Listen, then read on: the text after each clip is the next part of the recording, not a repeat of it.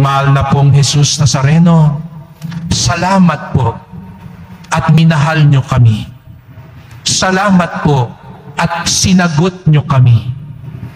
Tinatanggap namin ngayon ng iyong pagmamahal upang kami din matutong umibig at sumagot sa pangangailangan ng aming kapwa. Minsan po natutokso kami na sabihing malay ko at pakialam ko. Minsan po natatakot kami, tinatamad kami, umaatras kami upang tulungan ng aming kapwang mapatuwid ang landas.